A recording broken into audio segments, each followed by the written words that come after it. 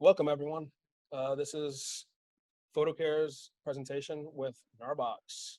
And today we're featuring Richie Myers, aka DigiRichie. He's a Philly-based digital tech who's always covered in orange. He's an ambassador for Gnarbox. He uses it almost religiously on the field and even on his personal projects. Today we'll be going over a few things on how to use it on location and in the studio. And we also have a special guest towards the end for Q&A. His name will be Daniel Riff. He is our Gnarbox tech rep.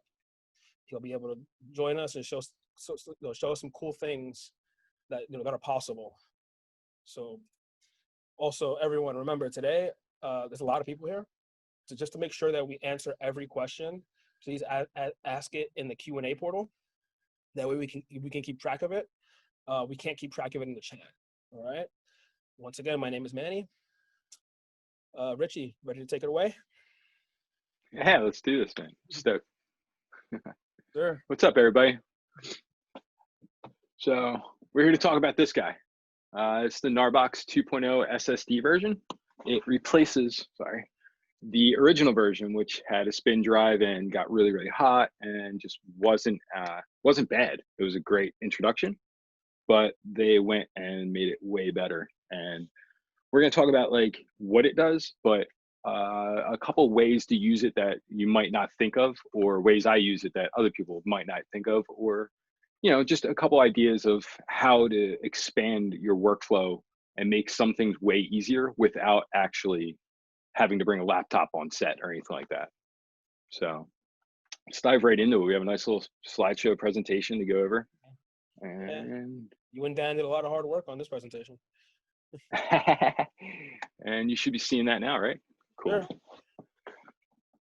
All right. So that's just about me and Manny.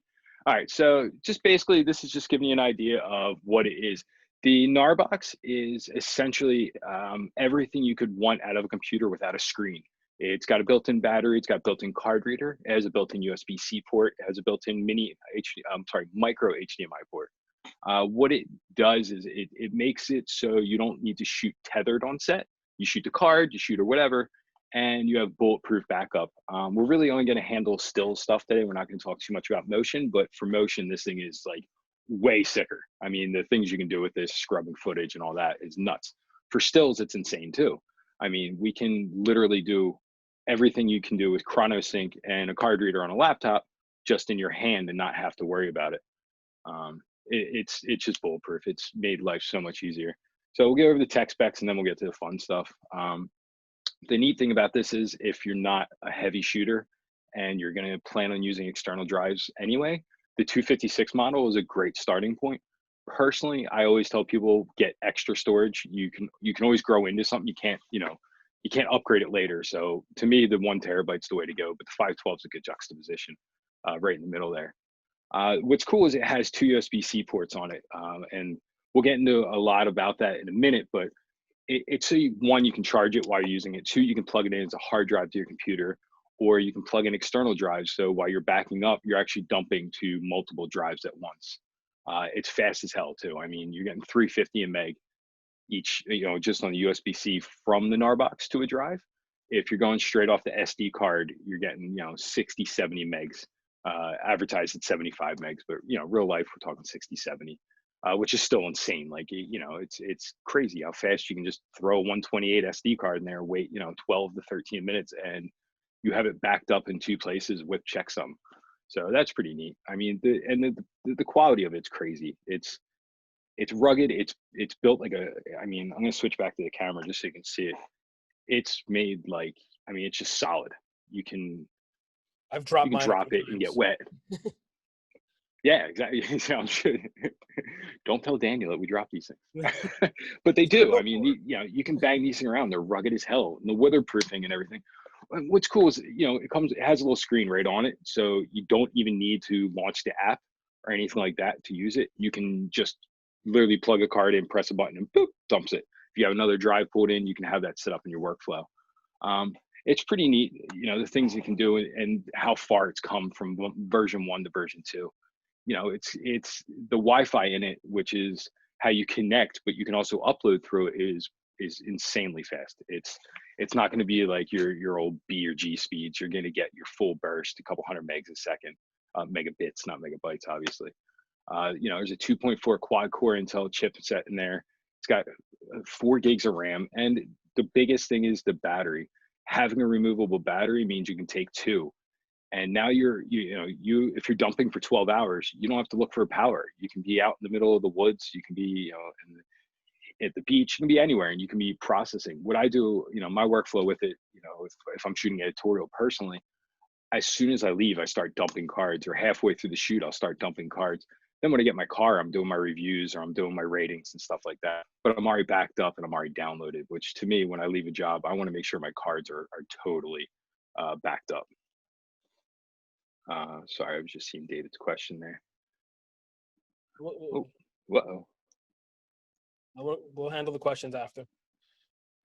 Yeah, trying to. Yeah. So we'll talk a little bit about my workflow. We call it a 3-2-1 because it's that easy. You can download everything, you can back it up to multiple drives, then you can review everything. But then when you're done, your client can be making edits and make selects, and the XMP data is being saved. So they can do it to their drive and walk away and just plug that in the capture or photo mechanic or anywhere, and you're going to get all your metadata. And we'll go over that, more thoroughly as well. But it's pretty insane that you can literally just plug 2 drives in this, dump a card to it, and you don't have to plug 2 cards in. Any card reader you can plug in the USB-C port, which I think is really important, because not every card camera obviously shoots to SD. With all the manufacturers out there, especially ARRI and everybody using like CF Express or what's that, Manny? What's the new Sony cards? The CF Express Type A. Type A, yeah. See, you got like 3 different types of CF cards now. So instead of having one type of reader, now you can have any reader and plug it in USB-C and get full speed. Which, when you're handing off drives at the end of the day is important because your client's not staying there for an hour while your drives are copying. Moving on, what this does is it makes it so when you're done a shoot, you can download everything right there and then without a laptop. You can be packing up your car, packing up your bags, and every 4 to 5 minutes, you're just swapping out 64 or 128 cards. So say, I shoot 3 cameras mostly. That's 3 cards I have to download per. So at that point, I'm just going to go ahead and, put one in, attach my hard drive. I'm backing up to the Gnarbox and then to an external drive. As soon as that card's done, the second card goes in. As soon as that one's done, the third one goes in. And, by the time my car is ready to be pulling out, I'm done backing up. I'm done loading all my files. And I can actually sit down and, with an iPad or whatever, make selects and do all that. What's neat is, once you get all the stuff on the Gnarbox, you can connect 2 drives and push it to 2 drives at the same time. There's checksums. There's everything to make sure the data gets there properly. So once once you're done that first download, you have the possibility of making it on 4, 5, 10 drives, however many as you want, 2 at a time. So as soon as you're done downloading, you got 3 copies if you go that route without ever having to think. So your cards are 1 copy, your Gnarbox is 2, and then your first externals the second, and then you add a third. What's cool is too, you can attach this to any kind of drive. If you use a NAS server, if you use externals, RAIDs, whatever. There's a couple different ways you can connect. You can connect over Wi-Fi. You can use an Ethernet adapter and connect to your NAS servers or your RAIDs, or you can just use a USB-C cord to go to any kind of external. I personally use like the little SanDisk 2 terabytes with it, and that's great. It's super compact. They go super fast, and you don't have to worry about anything. And then when I get home, my Gnarbox goes one place, and then the SanDisk goes to my editing station. What's even more further is, and this is kind of a bigger step to me, is the Dropbox and the Frame.io.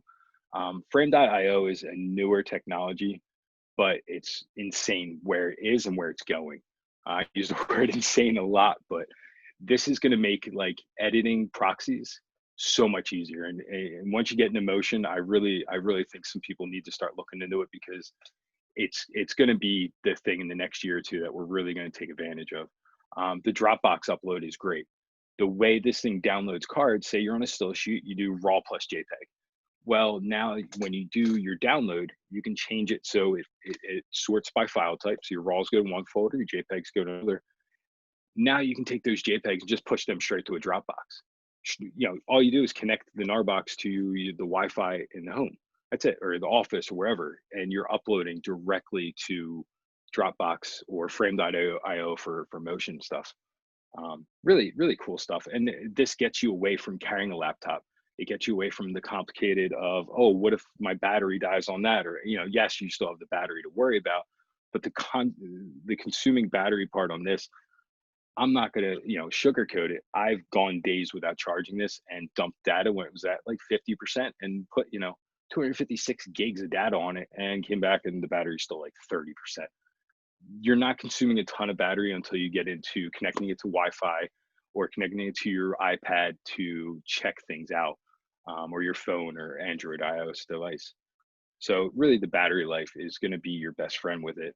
And wherever you are, you have full capabilities as if you had a laptop. So now if you have your phone and you turn it into a hotspot, now you're uploading to Dropbox directly from the Gnarbox.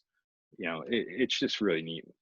We'll move along here to the multi-destination copy. This is like one of the things that sets us apart from some of the older devices. When I guess it was like 2009 or 10. I remember Epson came out with a model, and a few other brands. Joby, I think, had one, and it was similar to what the Gnarbox does. It had a little screen, had card reader in it, and you would put a 1 gig CF card in it, and 30 to 40 minutes later, you had about 400 megs left of that card to download. It was horrible. So, we had this technology for years. What Gnarbox did was they kind of looked at like the older scale technology and what we absolutely need, and they took the accountability and put it right in this little box. You can literally carry this and 2 hard drives with you, 2 USB-C cables, and whatever USB-C reader you have. And by the time you're done shooting, you have it in 2 to 3 different destinations from one source, which, it just makes your workflow a lot easier. Once, we get past some of the slides here, I'm going to go into why it's so important. But, having the checksums, that's massive. Having it go through your data and look at the numbers and then go, okay, let me just double check. There's 368.999. There's 368.999. And that's what the checksums do. Or, and you can do MD5 if you're doing motion. I know we had talked about this earlier. A lot of the TV productions and movie productions require MD5. So that for, a data wrangler is huge. Having the ability not to have to use ChronoSync or ChronoSync, shot put, I just had a brain fart. Hedge. But any, what's that? Or hedge. Or hedge, thank you. Any automation software that's going to give you that secure download and gives you the ability to have that checksum.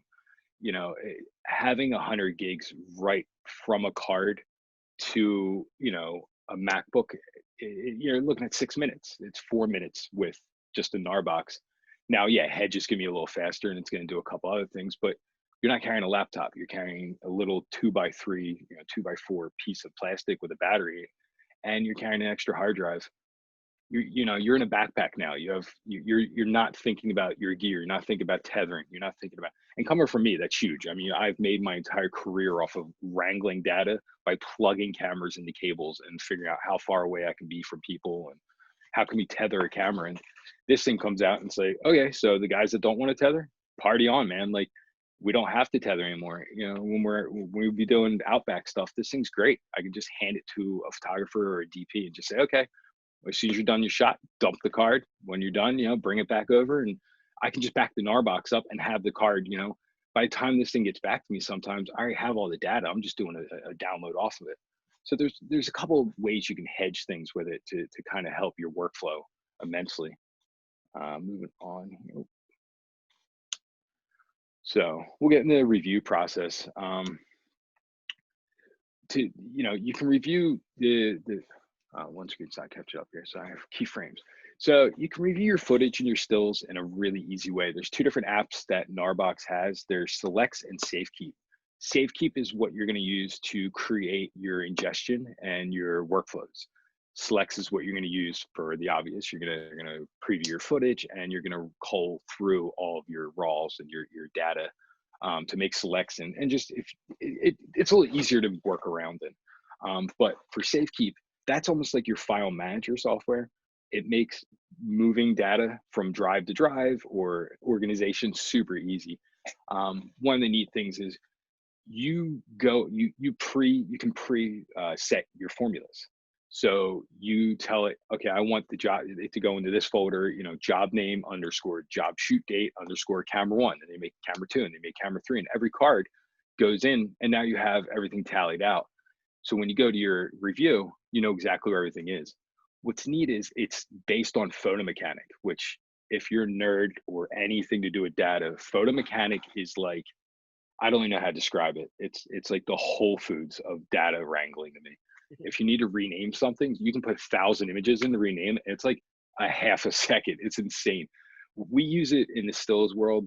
When I was a news guy and working with news guys, it's how we did our metadata tagging. It's how we did our transmitting for Getty, that kind of stuff. So it was really, it's not a really robust software for anything other than data.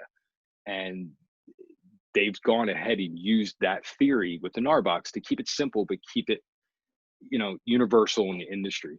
So everything, everybody uses dates for everything. So why not make it like that? Why not give us options of choosing the dates and how we ingest?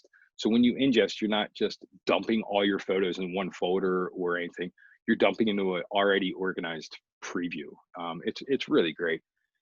Once you get into previewing stuff in the Selects app, now you have your XMP syncing. So this is really a big deal if, say, you're out shooting, an American Airlines campaign. You shot something, you got a 3-hour drive to the next one, and you don't bring a laptop because you're hiking and, yada, yada, yada. You load all your data on your Gnarbox, you can hand somebody an iPad and then another person iPad or whatever, and people can be going through the images, adding star ratings and color ratings and keywording your images. So then when you get home, you plug that drive in, all that data comes with you. So now you're making selects on the road, and you're not doing it, on a computer. And I know it's kind of the same, but different, right?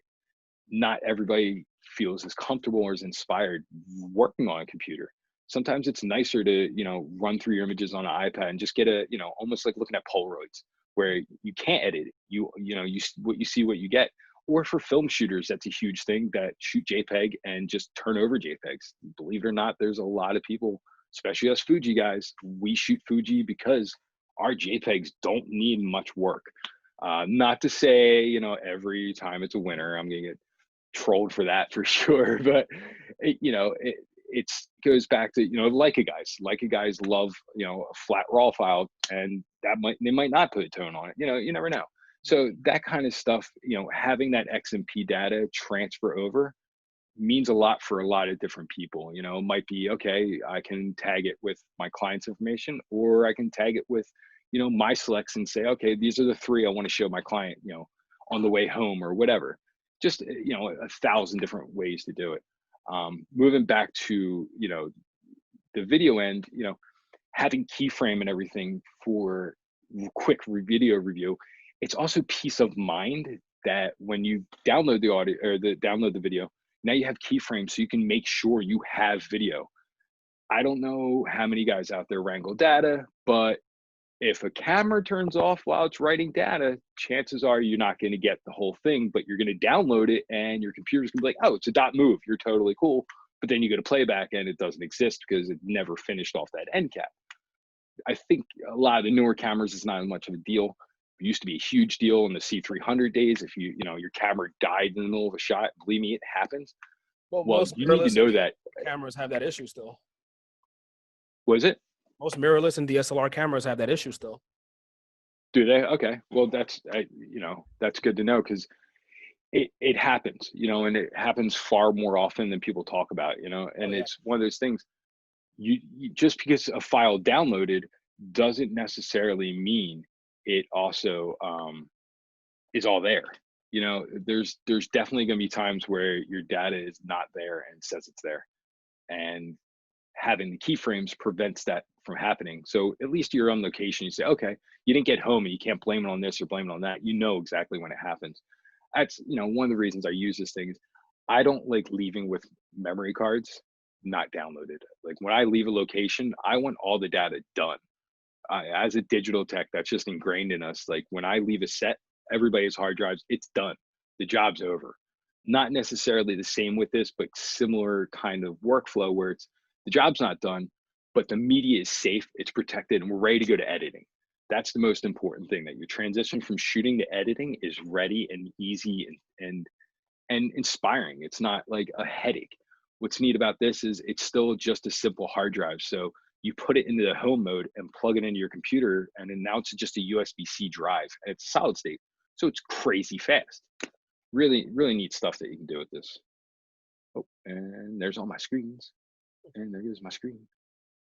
There it is. All right. So, we talked about a couple of these points already, but a couple of really cool things that they did was, aside from the checksum, which is huge. I mean, if it's just one of those safeties to say, okay, I know 300 pictures moved and 300 pictures are copied. Okay, we're good. Not 299 moved, and then there was an error or an issue with the cable or the card, or I dropped the reader while it was writing and it disconnected. It's giving you that peace of mind. And with downloading, if you use any kind of sync software, I always use some kind of verification. There's no reason not to. Like the extra time it might add is cheaper in the long run to take an extra 60 seconds now than losing a potential job or client over not getting the data. One of the neat things is smart backup too. Smart backup, what that does is that prevents you from overwriting, but also prevents you from copying things twice. Say you have one card and you shot 12 gigs, and you put that, it's a 32 gig card. So you got 20 gigs free. You download it, you go, oh crap, I want to take 5 more pictures. Well, now you can take those 5 pictures, download that card again, and it's only moving those 5 pictures. It's not going to copy over the previous stuff. It's going to say, okay, where's the newest data that changed? Okay, now that's what I'm taking. We're good. Flattened folder is pretty rad, because what this is going to do is this is going to take, like, when you have some of these cameras, you get in like subfolders where it's a 5D is 105 US 5D, sub DCIM, sub blah, blah, or vice versa, what have you. This takes everything and just puts all your files in one. I don't personally do that. I use the opposite. I do folder by extension. I am overly organized. If my camera's all accidentally shot the JPEG and I didn't want it to, I don't want those JPEGs to deal with when I get into capture, because all that's going to do is create more crap I got to store, more junk I got to look through, and more scared, files we don't need in the long run. If we're gonna shoot raw and we're gonna process raw, those JPEGs are negligible. So, having that feature where it's gonna sort from, .mov, .mp4, .jpeg, .ref, CR2, what have you, NEF, whatever your media type is, it's gonna handle it for you. And the folder preset, this is where the magic happens, where you can get in and really just tweak it. I personally, before a job, will set up 12 recipes if it's a card job for each, say I do a lot of work for a place in Philly called the Constitution Center. So say I'm going to the Constitution Center. Mine's going to read NCC _ year, month, date _ NCC C1, NCC 2, NCC 3. And then I just scroll down in my Gnarbox. I'm not even in the app. I'm just doing this all directly off the screen. And we'll show you that in a second. It's pretty neat. But however you want to do it, it's fully customizable, and they're expanding it even further in the next year or so. They're going to add a lot more features, which I'm really excited for. Let's talk about this thing and show off some of the cool stuff. All right. And Dan from guys. Gnarbox has joined us. How's it going? Real quick, guys, before we get into questions, Richie, awesome job, man. Always love hearing you talk about this. Just a couple of things I wanted to touch on. There's a lot about Gnarbox, and so just a few just small notes I want to make here. First of all, the first Gnarbox, it seems like it was a spinning drive, trust me, but it was actually still a type of solid state drive. It was definitely slower. It's a multimedia chip. So it's still flash memory, but it is slower, and we obviously have a much faster NVMe SSD in this new version. The couple other things, one thing is the different apps. So we do have, as Richie mentioned, Selects and Safekeep. The main difference is, as Richie mentioned, SafeKeep is for file management, browsing, things like that. But in selects, it's mainly just for you photographers. So if you're shooting raw and you want to cull those raw images, as Richie mentioned, it does use Photo Mechanic for this preview. So it's really quick to open what's called a workspace. And I can show you guys that really quick. I know we have a question here about that. So I'll give you guys a quick demo to show you that. But before we get into any sort of demo, let's just go ahead and see if we have any other questions here. Right. I think we have one. Yep. David is asking, is there a reason why it doesn't have a CF Express slot? Any plans to include it in any future upgrades? Great question. And you can fill in the blank for any type of card there, right? Other than SD, you could say, CFX, CFast, whatever it might be, right?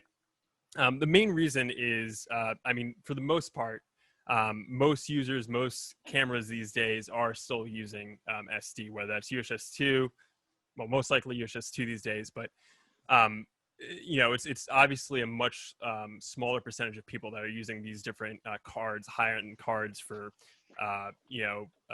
cinema cameras, things like that.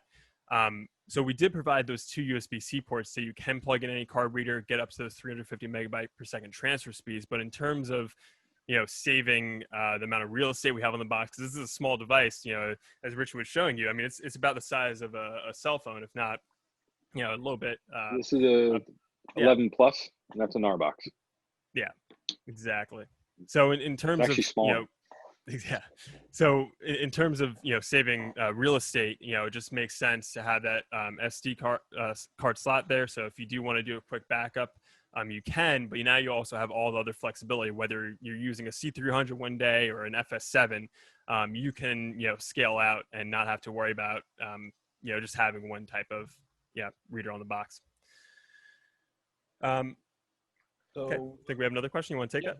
Marcus is asking, why is the preview in the iPhone app not possible in landscape format? Also, a great question. It's right now. It's something we've added pinch to zoom feature, and I'll show you that in a second. So it kind of helps with that when you're trying to get in a little bit closer to that photo. It's definitely a feature that we hear a lot about, and it's something that we're definitely looking into.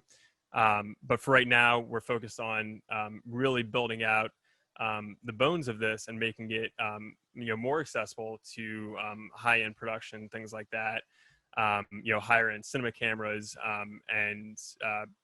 so we definitely get a lot of feature requests. We always love hearing that, because that's how we iterate, that's how we change. And as these guys know, I love Fujifilm. They love Fujifilm. There's a reason we do. It's because they constantly listen to their customers and they innovate and they update their products exactly. There's the 50th one. You got that. Yeah. But the point is, we want to be the same type of company. And so we listen to our customers and we innovate based on, what our customer base needs. But that being said, there are a lot of feature requests, and so we have to prioritize things accordingly. Another question from I think before you hit that next question, I think it's really important to stress is you guys are a ground up company that are doing this as part of the industry, not as a company coming into the industry. You're doing it to, further our workflow abilities, as opposed to come out with something and say, okay, here it is. We'll see you for version 3. No, you're developing version 2 until version 3 is ready. And then you'll be like, okay, here's version 3. And this is the reason there's a version 3. There's a version 2 because version 1 was great, but it had some snafus. You could cook a, grilled cheese sandwich on it after you download a couple cards. There were some other than that, I never had an issue with it. It was just the heat was just crazy. Outside of that, the thing works unbelievable. So to your point, I think it should be stressed how much of a actual user company you are, and not the fact that we talk about this stuff freely. That's why I work with you guys, because you're helping us. You're actually spreading the love of what we do, and you're making people's jobs way friggin' easier. We hope so. And that's the thing, we're all photographers and content creators and filmmakers, and we're all making this stuff for other content creators out there. So we're, like you said, we're part of the community and we're building stuff for our community. You want me to answer this question? Any additional updates on the dual battery charger ship date? Yeah. So Tough one, also man. yeah, a tough one. Great question. That's going to really unlock a lot of you guys who want to, take those two batteries into the field, stuff like that. We're looking at a November ETA right now. We're starting to ramp up production again. Obviously, as all you guys know, the past few months with COVID, things have been a little bit difficult in production and supply chains all over the world. And so, we're not the only company out there trying to get back up and running. There are definitely others, and so we're definitely getting to that finish line, though. All right. Could you please Why don't explain? we? Sorry. Could you explain a little about the plans and technical challenges with implementing a full zoom function for checking sharpness? Yeah, so unfortunately, I can't speak to the depths of that because I'm not a developer and engineer myself.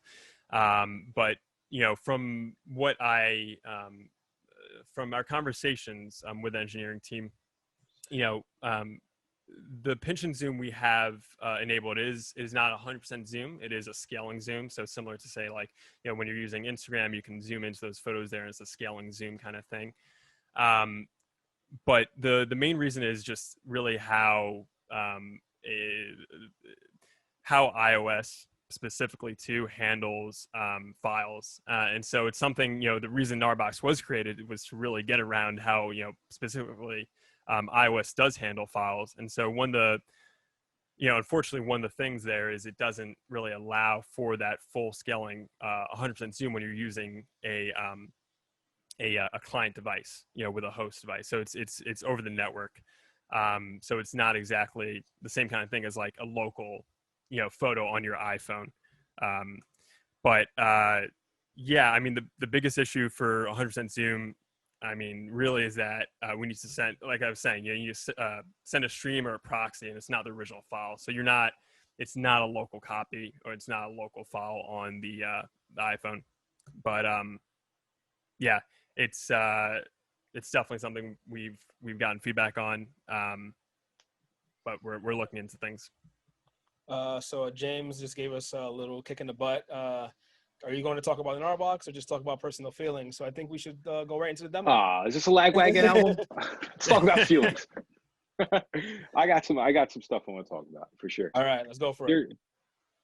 There's a couple things, and I kept saying, I said earlier, ways I use it that are a little bit out of the box. So at the end of the day, as a digital tech, we get done, shooting commercial advertising. I have my cart, right? So I got my cart, I got my iMacs, I got screens all over, and I have a hard drive with all the data on it. That's where the Gnarbox comes in now. I'm using the Gnarbox to connect two externals, and I'm pushing information from the computer to my Gnarbox, and I'm using the Gnarbox to transfer to the client drives. What that's doing is now that's taking my entire computer kit, getting packed up, and this is doing all the work. So, I'm not waiting to pack up my computer at the end of the day. I do this on the road a lot too, where if at the end of the day we were able to get 2 drives done, somebody goes, oh, can I get a 3rd drive? Well, now I can just use this to copy data from one drive to the other. When you saw Daniel's screen, you saw like the little feed on it that had it said, SSD A and the Gnarbox. So when you have 3 drives or 2 drives hooked up, you have SSD A, SSD B, you have Gnarbox. So the info is already on Gnarbox, right? You can copy it to SSD A 1 or 2 because it's already on the Gnarbox. But if the information's on SSD A, you can push that to SSD B or to the Gnarbox. So I know that I just realized how complicated that actually sounds. It's taking data from, so you have hard drive 1 and you want on 2, you don't need a computer to do it. You can do it this way. And I've used it quite a few times just for that fact. And it makes my life way easier, having that ability not to have to rely on a laptop or an iMac to transfer data, and knowing that it's going to be a duplicate data wrangle. I'm stoked. That's like honestly, one of the main reasons I use it on set, outside of, days where we're using memory cards.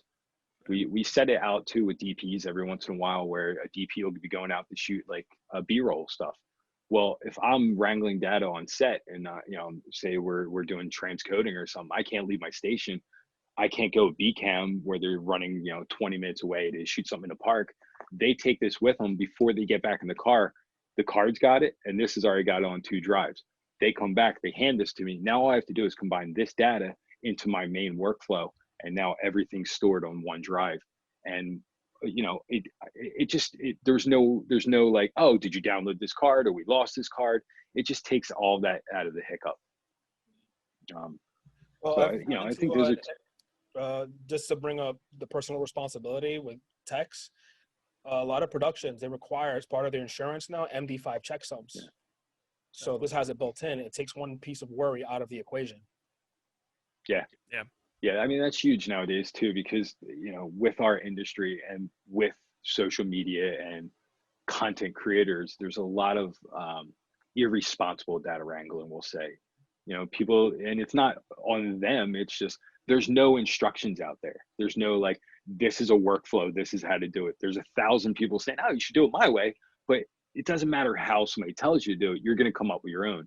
What this does is this just works into a workflow, so you're secure. And with the MD5 thing, like Manny, I think you're the one saying like Netflix, right? Yeah. If you work on a Netflix show, at the end of the day, when you hand over that file with all the data that you've managed, they need to see that. If they don't see that, now somebody's going to sit down and have to scrub all that footage to make sure it's there. Because, years ago, if that footage wasn't there and somebody was counting on it, it really has taken a lot of that concern away. All right. For sure. Yeah. So I think. Want to show us a demo? Yeah. If we don't have any more questions here, let's go ahead and go for that. We can see here we have our SafeKeep app. We also, and sorry for it's a little laggy, but we also have our Selects app here. I'm going to start with Selects just because I saw there was a specific question about a quick demo of Selects. So I'm going to start with that. I'm going to go into my SSD A here. So this is an external SSD right now. I'm going to go into where I normally back up. You'll see I haven't shot too many things in a while. Obviously, travel has been a little bit interrupted considering the past few months. But let's go ahead and actually go to Sony Kando here. And let's take a look at some files I backed up. So as you see here, when I was doing this, when I was creating these backups, you see that this was created with a preset folder, as Richie was showing you before. So everything I automatically had go into the Sony Kando folder here. It automatically organizes it by date, as you see here. And then within each folder, you'll see that it actually organized all my ARWs, my MP4s. Then I actually made a folder for my selects within each of these dates. So I'm going to go ahead and I'm actually going to just take a look. Let's go back here. Just because this will be a little bit easier to show you, I'm going to go ahead and say open workspace. So this is similar to how in Photo Mechanic you have open a contact sheet. This is a similar kind of thing where it's going to open all those previews for you at once. And now you can actually see not only the previews, but the star rating. So you see my star rating, you can actually see that I do have this keyworded. So I have Oregon, Sony, Kando, and all that good stuff you would normally go ahead and do when you get back to your laptop or your studio, right? You could already be doing that on here. And you'll see that as I scroll through here, these are raw images, and I'm just, they're coming up like butter, just like that. And, if I wanted to go ahead and change my star rating, I could.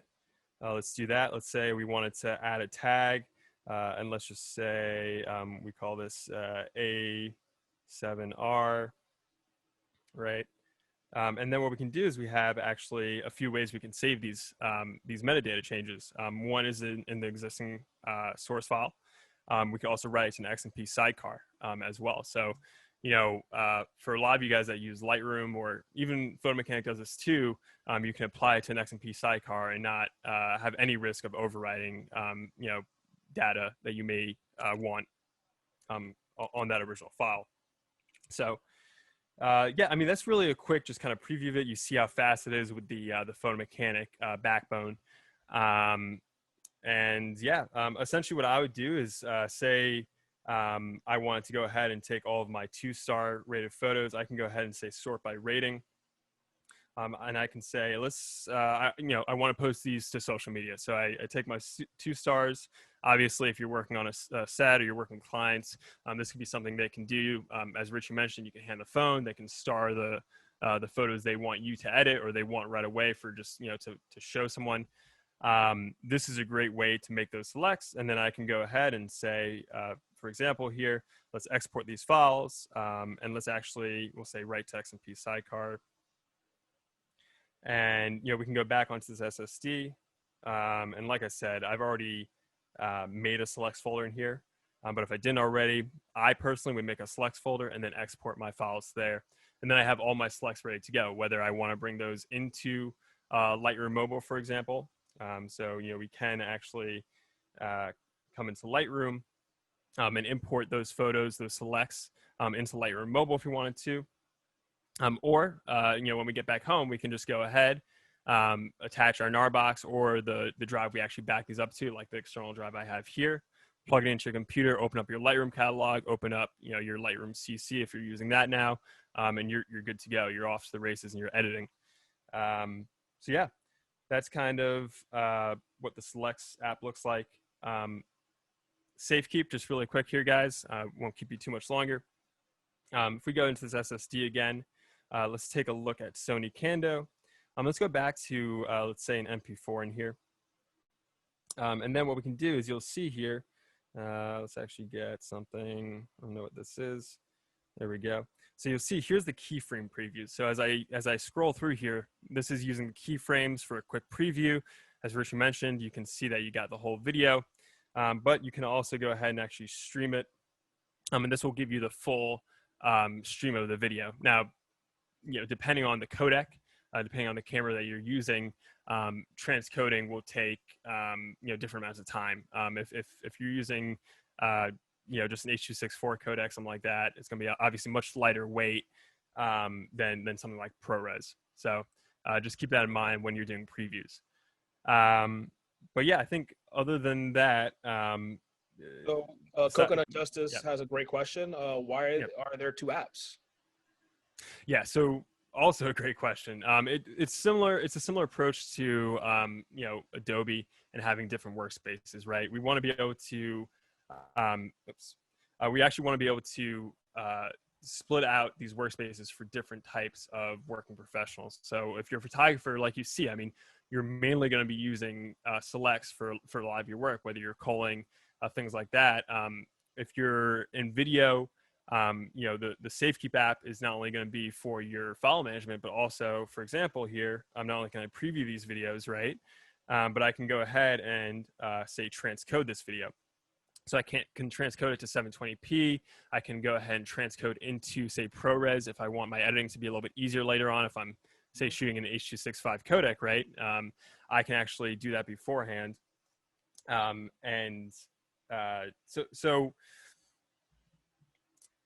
it's depending on what you're doing as a working professional, you're going to be in one app or another. If you're a hybrid shooter, you're probably going to be using both. But the main reason to split that out is just to have different workspaces for different types of workflows. That was a great answer to that. We have another question from David. It's a long one, but I'm going to keep towards the short part. He wants to know if he was wondering if there are any compatibility limitations as to which CF Express cards are read or which CF Express card readers can be plugged into the Gnarbox. No, as long as it's a bus-powered card reader, you can plug it into the Gnarbox. If it's a new CF Express reader, you can plug it into the Gnarbox. Obviously, if it's and most of those CF Express readers are going to be USB-C at this point, but if for some reason it's not, you can use an adapter, USB-C to USB-A. It should work just fine. Yeah, I know we stock the SanDisk CF Express Type C reader at PhotoCare, so if you want to reach out, we can hook you up with that. All right, that's all the questions so far. So I think that's a wrap on that one. Richie, can you bring up the last slide of that, because we have that special? So for everyone who decided to stay till the end. Oh no, it's so meta. It's Danny and Danny. Oh no. Riff on riff action. All right. So last slide. You know me, man. I complicate everything. So we have, so thanks to the team at Gnarbox, we're gonna have a special for the next 2 weeks. For any model Gnarbox, we have $50 off if you go to our website and provide the code 50 Gnarbox. I'm gonna put it also in the chat, and you can purchase it for $50 off for the next 2 weeks, no matter which size. I would definitely take advantage of that. We have them in stock. We have a really good question from Coconut Justice. Is there a workaround for the new Sony memory cards, the A7S3 card? That card is a CF Express Type A, as long as you have a reader that supports it. Right. Or buy Fuji. Also a great option.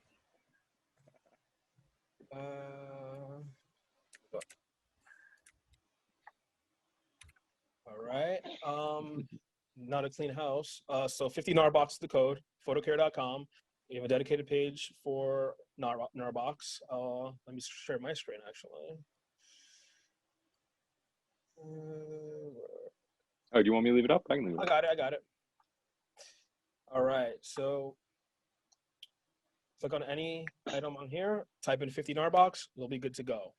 So it's a clean house. On our events page at PhotoCare, we have plenty of events coming up. We have every Tuesday for the rest of the month, we're doing a Sony Video Bootcamp series. Please register. We need to know how many people are coming, and we'd love, and when you register, there's a questionnaire, so we like to know what questions you have available. All right?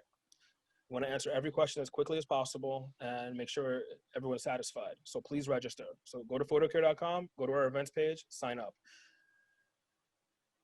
That's all on that one. And stop share. Sweet.